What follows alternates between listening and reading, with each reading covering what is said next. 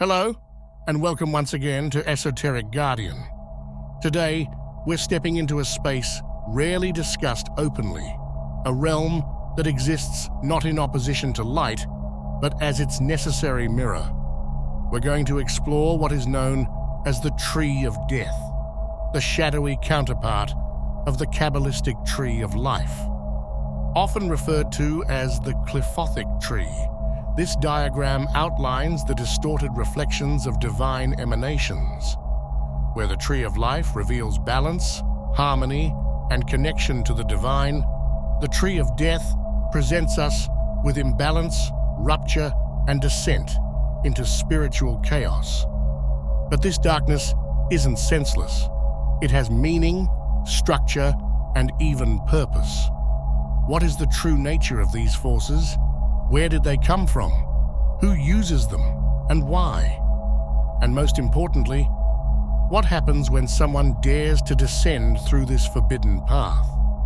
Stay with me, and as always, listen carefully, because today, we unveil what lies beneath the Tree of Life.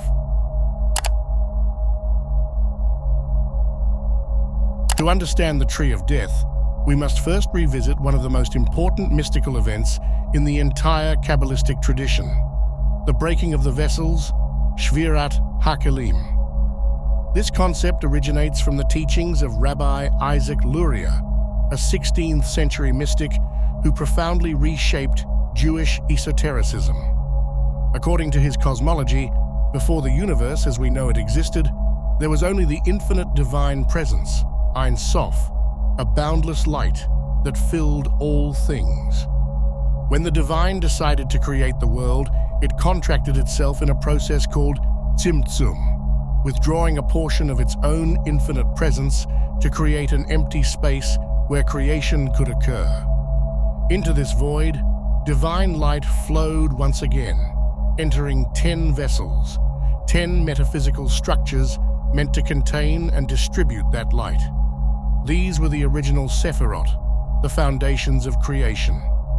But something went wrong. The light was too intense. The lower vessels, especially the ones tied to the more fragmented, individual aspects of existence, were unable to contain it. They shattered, spilling the divine light into chaos. This cosmic rupture, the Shvira, produced fragments of divinity scattered and trapped in unstable, broken shells. These shells are what we call the Qliphoth. Now, this is important. The Qliphoth, these husks or shells, are not embodiments of absolute evil. They are not enemies of God in a dualistic sense. In Lurianic Kabbalah, they are necessary byproducts of the creative process. They represent the areas where light became disconnected from its source, where divine energy was displaced and imbalanced, not annihilated. The evil they represent is not demonic in a Hollywood sense. It is simply imbalance, an excess of judgment, a distortion of wisdom, an overflow of desire. Where the Sephirot channel divine energy harmoniously, the Qliphoth twist it, corrupt it, or consume it for themselves. But they still carry sparks of that original light. They're not empty, they're haunted. This is where another essential Lurianic concept emerges, Tikkun Olam, or the restoration of the world. It is said that the purpose of human existence is to find and redeem the fallen sparks hidden within these broken shells. Through ethical action, spiritual awareness, and inner transformation, we help return the scattered light back to its source. Every act of healing, of compassion, of self-awareness is a way of repairing the cosmos. In this light, the Tree of Death is not merely a descent into horror. It is a necessary confrontation with what has been forgotten, corrupted, or buried. Evil, in this framework, is not an external force to be destroyed, but a fragmented light to be reintegrated. So when mystics speak of the Qliphoth, they are not always speaking of demons or forces of doom. They are speaking of exiled light, of divine energy trapped in places where the structure failed. And for those brave enough to face it, the journey through the tree of death becomes not a damnation, but a path of redemption. If the tree of life is the divine architecture of creation, the tree of death is its distorted echo, a negative reflection, a structure composed not of harmony, but of imbalance. In the mystical teachings of the Qliphoth, each Qlipha, or shell, corresponds to a sephira on the tree of life. But instead of manifesting divine attributes, these spheres express their corruption, their collapse, or their extreme. Where Chesed radiates unconditional love, its shadow becomes coercion, false mercy, domination. Where Hod reflects intellectual glory, its inverse becomes deception and manipulation. And so on, until the entire tree is mirrored in darkness. Let's examine the 10 primary Qliphoth, each one a distorted lens of spiritual energy, associated with archetypal demons, destructive urges, and psychic dysfunctions. And remember, these are not evil in the simplistic sense. They are imbalanced expressions of archetypes, forces that must be confronted, understood, and ultimately reintegrated. At the very top of the tree of death, we find Thaumiel, the dark mirror of Kata, the crown. Where Keta is unity, pure divine will, the source of all that is, Thaumiel is division itself. This is not ordinary conflict. It is metaphysical schism, an opposition so vast it tears through the fabric of creation. Thaumiel is the realm of the twin contenders, two opposing gods locked in eternal struggle. Their war is not one of victory or defeat, but of perpetual imbalance. This Qlipha represents what happens when the one splits into many without harmony, when divinity becomes fractured and duality becomes tyranny. In Kabbalistic demonology, Thaumiel is often ruled by Satan and Moloch, one embodying absolute rebellion, the other absolute domination.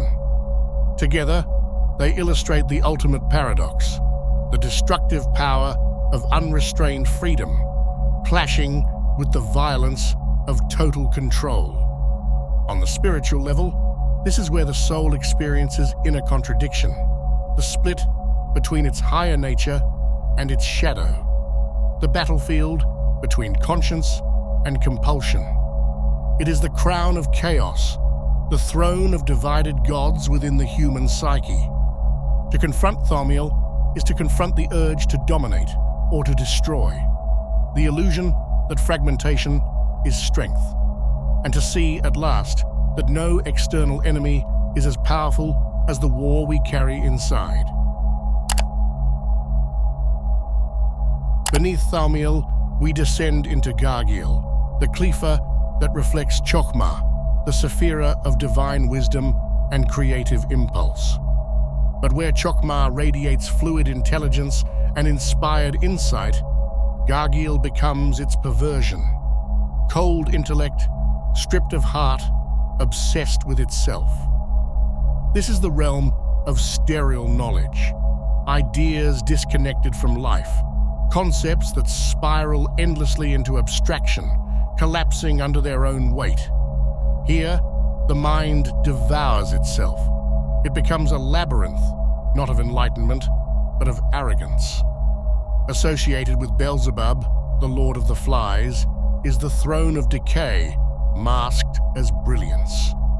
The pride of the scholar who has forgotten the soul. The clever manipulator who builds systems not to liberate, but to control.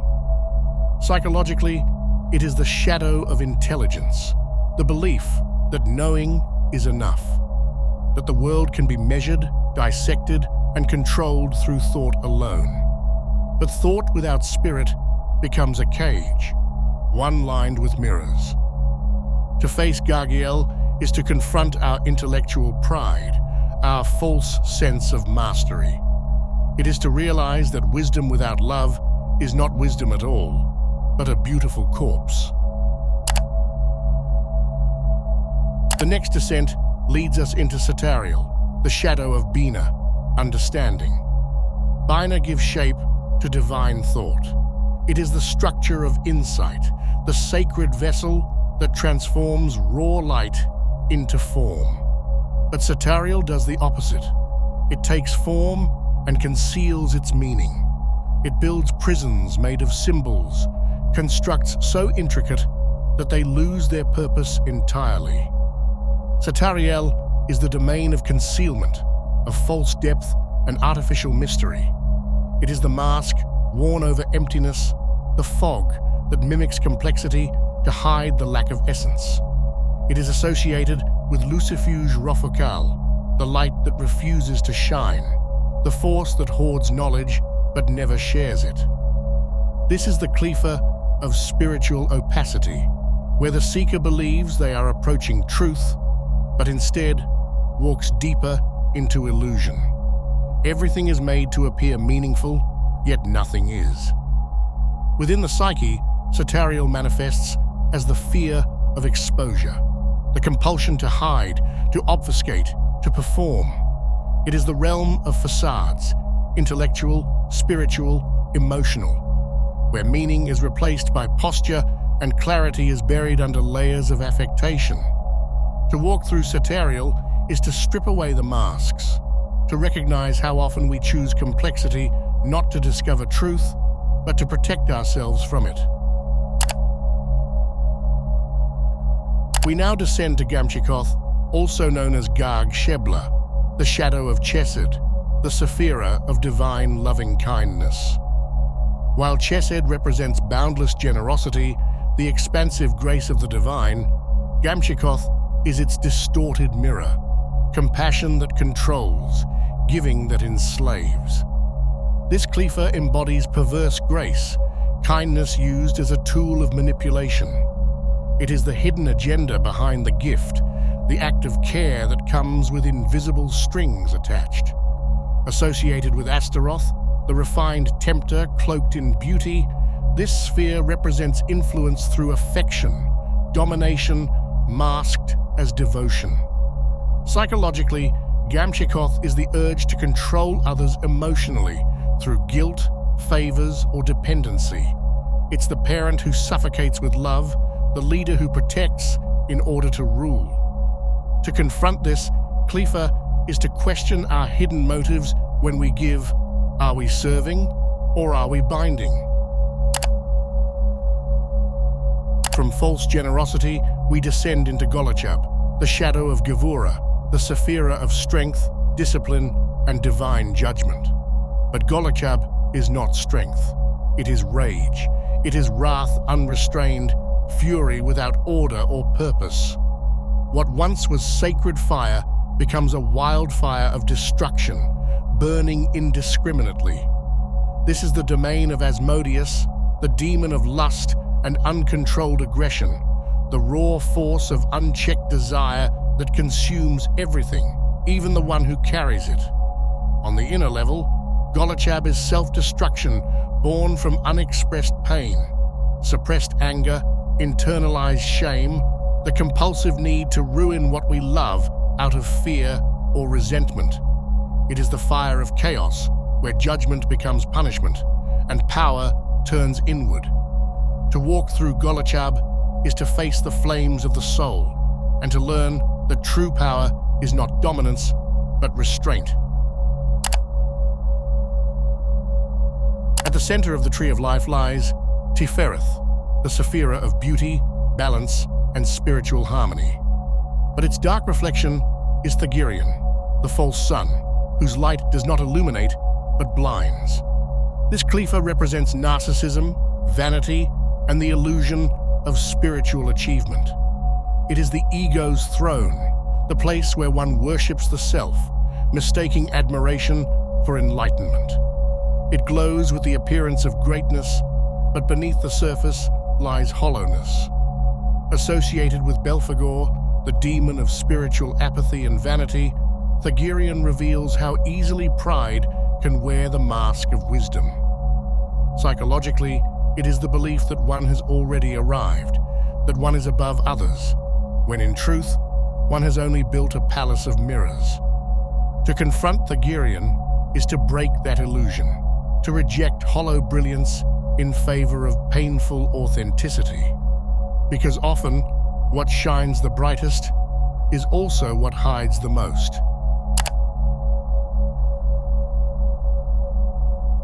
As we emerge from the anatomy of the Qliphoth and their psychological shadows, the question arises: who dares to walk this tree?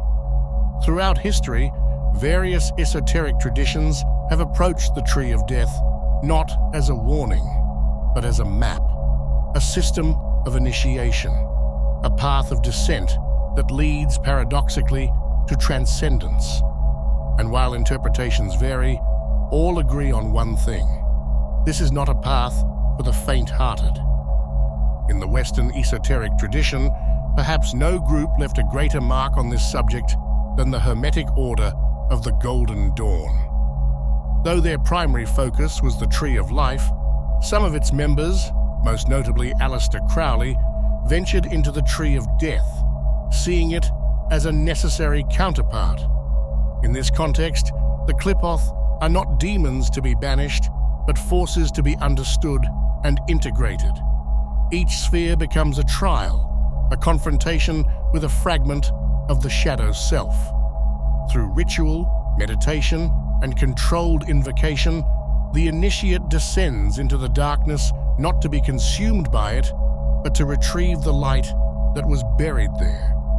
Kenneth Grant, successor to Crowley's magical lineage, would push this idea further, into territory bordering the alien and the surreal. In his Typhonian tradition, the Qliphoth were reimagined not only as internal forces, but as gateways to other dimensions. He described them as portals to realities beyond comprehension, inhabited by entities that defy conventional metaphysics, forces eerily similar to the cosmic horrors imagined by Lovecraft. For Grant, these weren't just psychological archetypes, but extraterrestrial intelligences, reachable through ritual, trance, and dream. In this view, the Tree of Death is a cosmic map, and the magician an interdimensional navigator. In Luciferian currents, the Qliphoth are seen as flames of inner rebellion. Each sphere contains power that has been exiled from the divine order, a knowledge forbidden by religious orthodoxy. To descend through the Qliphoth is to reclaim that knowledge, to awaken the latent God within by confronting every taboo that has been buried by centuries of dogma. Here, the tree is a rite of personal liberation, where the adept reclaims their will from imposed morality. Theistic Satanism, on the other hand, treats the Qliphoth not as symbols, but as literal realms, and their rulers as real, sentient beings. In this worldview, each Qliphoth is a gateway to communion with a particular demon, and the tree itself a sacred map of infernal initiation. Far from being adversaries, the demonic entities are seen as teachers and allies, guiding the practitioner through trials meant to burn away weakness and reveal the true self beneath. Power here is not metaphorical, it is the goal. Meanwhile, in chaos magic, the Tree of Death is stripped of dogma altogether. Instead of subscribing to any one belief system, chaos magicians treat the Qliphoth as psychological tools, energetic patterns to be activated, challenged, or transformed. Through the use of sigils, trance states, and personal myth-making, each practitioner builds their own version of the tree, one not bound by Kabbalistic structure, but by psychological resonance. The goal is pragmatic, transformation, however it manifests. In all these traditions, a recurring theme emerges: the concept of the left-hand path. This is not merely a moral inversion, it is a philosophical stance. Unlike the right-hand path, which seeks union with a divine source through obedience, discipline, and transcendence, the left-hand path seeks individuation through confrontation. It embraces the forbidden, the hidden, the shadowed. It walks backward through the tree, not from Malkuth to Kita, but from Kita to the void, from the divine to the abyss, and ultimately to the divine within. In this inverted journey, the adept does not seek to escape the self, but to master it completely. They reject imposed truths and create their own. They descend into the Qliphoth not to fall, but to rise by descending. To walk this path is to challenge every sacred law, to face every inner demon, and to emerge from the underworld not purified, but empowered. This is why the Tree of Death continues to call to those who feel exiled by convention, because within its darkness lies the untold potential to become more than human, to become whole. But the descent into the Qliphoth is not just a mystical map, nor a poetic metaphor. It is not a fashion, a dark aesthetic, or a spiritual game. It is a dangerous process, one that demands absolute honesty, emotional resilience, and a clear sense of purpose. The occult traditions that dare to traverse the Tree of Death understand this. The goal is never to live in the darkness, but to pass through it. Each Qliphoth represents a fracture in the soul, a distortion of divine light that mirrors the unresolved wounds within the psyche. To descend is to stand before your own chaos, not to glorify it, but to confront it.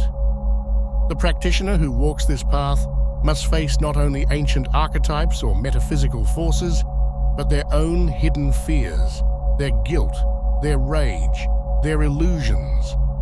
And unlike the Tree of Life, which elevates gradually through harmony, the Qliphoth pulls downward, with weight, with resistance, and with temptation.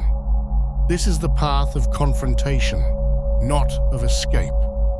The descent into the Qliphoth is a symbolic death, a dismembering of the ego, a ritual burning of all that is false. And if the adept survives the descent, if they emerge from the depths intact, what awaits is not darkness, but transformation, the very essence of spiritual alchemy. Here, the inner fire is not used to destroy, but to forge. The descent becomes a crucible. Chaos becomes catalyst. Through this journey, the practitioner does not reject the shadow nor deny the light, but unites them, forging a self that is both grounded and luminous. The true goal is integration, to recover the divine spark trapped within the shells and to restore it to wholeness.